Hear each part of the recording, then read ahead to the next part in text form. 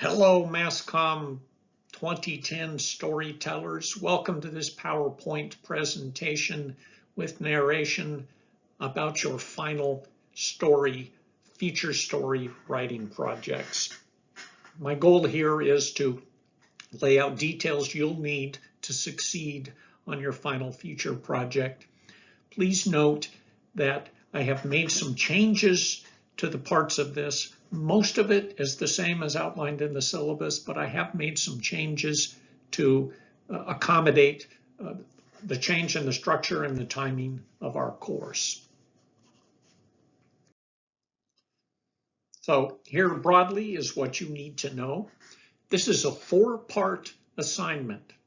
Note that initially in the syllabus, this was to be a 3-part assignment. I've added a 4th. I've added the 4th to help you succeed, really, and it replaces another assignment that we are not going to do unrelated to the final feature writing project. These 4 parts are cumulative, meaning if you do each well, if you do each on time, it will help you succeed with the next. And in the rest of this presentation, I'm going to give you a lot more detail about each part. All parts of this, but especially your final story, must reflect mastery of the things that we have been talking about all semester, including meeting deadlines, knowing Associated Press style and the Manship Grammar Guide, fine writing, as we've discussed repeatedly, the shape of a news story, how to interview, how to use attribution, and direct, indirect, and partial quotations.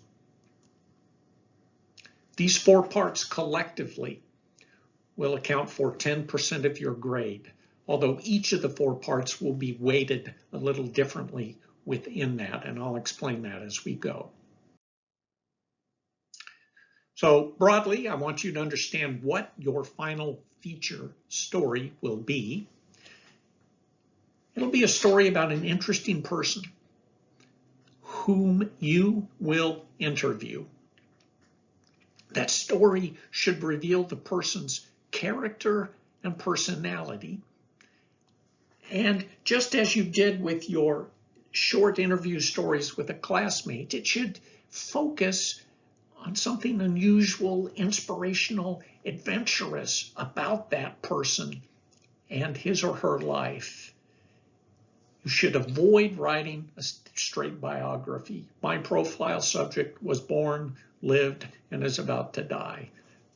That's boring. Now, you have 800 to 1,000 words, not 300, as you did with your classmate profiles, so you will have more room to cover more material. But there should be a narrative thread. You should pick anecdotes and moments from that person's life that fit around whatever that narrative thread is.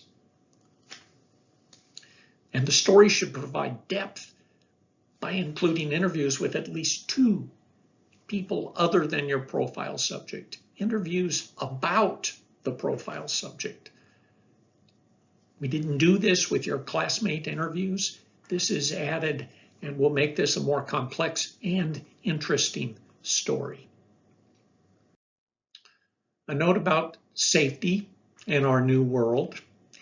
Previously, before the coronavirus, I would have insisted that you interview your primary story subject in person. We're not going to insist that now. So please, to stay safe, conduct that interview and your other 2 interviews from a distance, by phone, by video chat, by some other means. I strongly, strongly, strongly suggest that you not interview this person by email or text. Interview any of them by email or text. It's simply hard to do a good interview that captures a person's character and gets quotations that sound alive, not rehearsed, unless you interview somehow in a conversation. But please, what's most important today in today's world is that you stay safe. So let's talk about each part in turn, starting with the story pitch. A story pitch is where you sell an idea to your editor. Think of your editor as Mike the Tiger, and your story idea is a piece of meat shaped like the state of Alabama. You want your editor to eat that idea, gobble it up, and green light it so that you can write it, so that you can pursue the story. It's important to frame your idea around readers, not your individual personal interests. This is not an exercise in self-gratification. Well, you may be highly interested in the topic. Ultimately, you're selling your editor on the idea that readers will like this idea. Keep your pitch short. If you cannot pitch an idea quickly with just a few words, you're going to lose your editor. Avoid pitches framed as, I am going to take a look at fill in the blank. The economy today, the stock market today. I'm going to take a look at who the next quarterbacks for the LSU football team are going to be. Take a look at pitches are invariably lack focus. Editors know that. If you don't have a focused idea, you don't have a roadmap to guide you in your reporting. So you need a hypothesis and precision in how you make that pitch, which means avoiding take a look at kinds of pitches.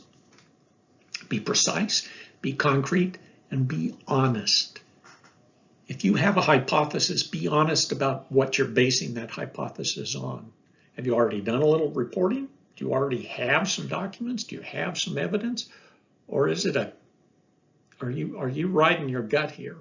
Be honest about that so you don't oversell what you think you might be able to pitch.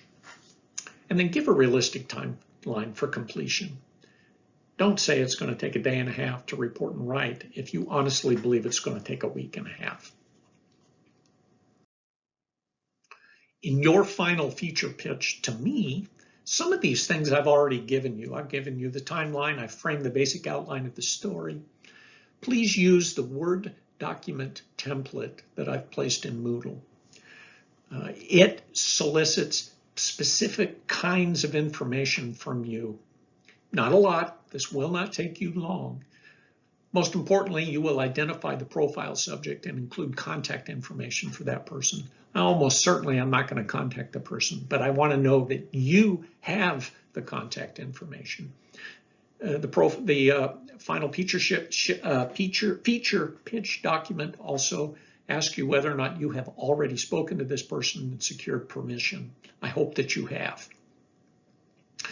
Then you will briefly, in 50 words or less, describe why that person is a good profile subject, and you will identify at least 2 other people to interview about the profile subject.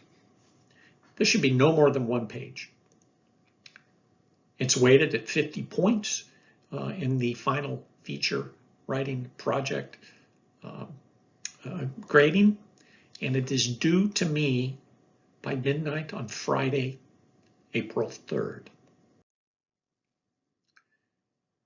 Next, you will prepare interview summaries. These should be slugged as writing exercise 22. The goal with these is to prompt you to review your notes and recordings to help you organize your story. You should write summaries of your interview with the story subject and your interviews with the 2 additional stories. You do not need to present these in a polished story form, although they should be clean. They should not be filled with misspellings and AP style errors. Your summaries must include the general topics your story will cover, must include the best direct quotations you have, the money quotes, the ones you are certain you are going to use in your story. Much of your summaries, though, can be written as indirect paraphrase summations of what you collected in the interviews. And please organize this document in a way that I know which interview you're telling me about. The bulk of this document should be about the profile subject, him or herself, because that will be the bulk of your story. I expect this document will be 3 to 5 pages long. It can be longer. Anything shorter than 3, I think, will reflect that the interviews weren't done well, or that you didn't put a lot of energy into summarizing what you collected in those interviews. This will be weighted at 100 points, and it's due to me at midnight on Friday, April 17th.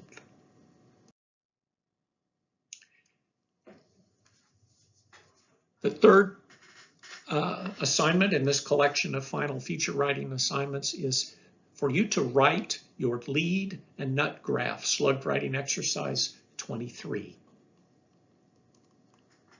This should be an alternative story lead of 3 to 4 paragraphs, followed by a nut graph. Remember, we talked about nut graphs? Nut graph declares for readers the purpose of the story as a roadmap for what's to come for them. And in this 3 to 5 to 6 paragraphs that constitutes the whole alternative story lead and nut graph, you should aim to include one direct quotation that could come right after the 2 to 4 opening paragraphs before the nut graph, or could come right after the nut graph. That should be a money quote, one that just captures with personality and flair what you've deduced about the profile subject, and should hint at what we're going to learn about this profile person in the rest of the story. This lead will be weighted at 100 points, and it's due to me by midnight on Wednesday, April 22nd. Note how the notes, the summary of your interviews and this lead and nut graph, this is work you need to do to write a good final story. So this is not layering in extra work. It's giving you waypoints and deadlines to get these things done, and building in opportunities for me to give you feedback. I will grade that feedback, but just as importantly, you're getting feedback that you can use to help you write the best final story. And finally, the story itself, writing exercise 24. It should be 800 to 1,000 words in length. It will have an alternative lead reflecting my feedback about your lead and nut graph assignment, writing exercise 23. I will turn that feedback around to you quickly so you have it. If you've nailed it, you've already written the hardest part of the story.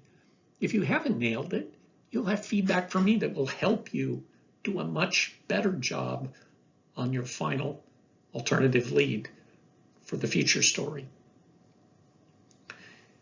Your final story should have clean copy that reflects all the principles of good writing we've discussed all semester. It must include all 3 kinds of quotations: direct, indirect, and partial. And no proper name or factual errors, and no AP style errors. Please devote good, precise mental energy to eliminating these kinds of errors, because they will hurt your final grade. This will be weighted at 200 points, and it's due to me on Tuesday, April 28th. I want to repeat and emphasize, note how these 4 assignments collectively build toward the final story. It's all work that any reporter and writer must do to write this kind of story. I'm helping you get to the best result by reviewing these different steps as we build to the finish.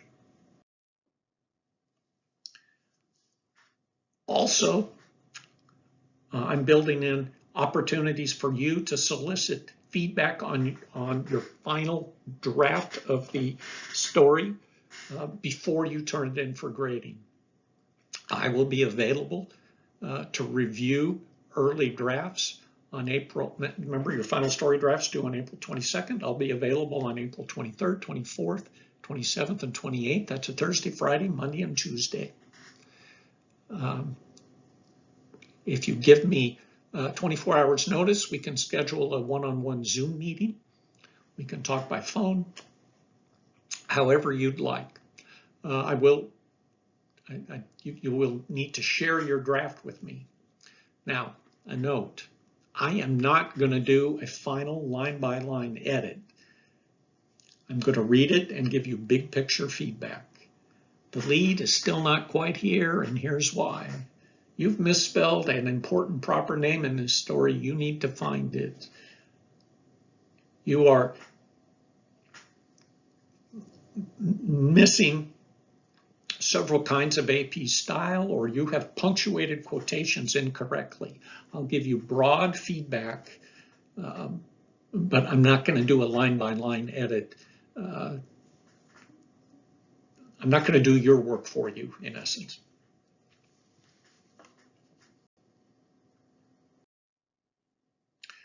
And remember, I'm here to help in this new time when we are not together in class.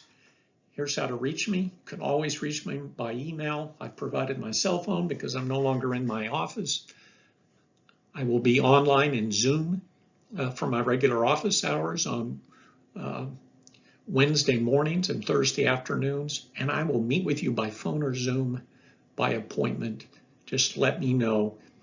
I may need up to 24 hours notice. I may be able to get with you much sooner than that. It just depends on what I have going on. So there you have it. That's the details about the 4 parts of the final feature story project. Have fun with it. Talk to you soon.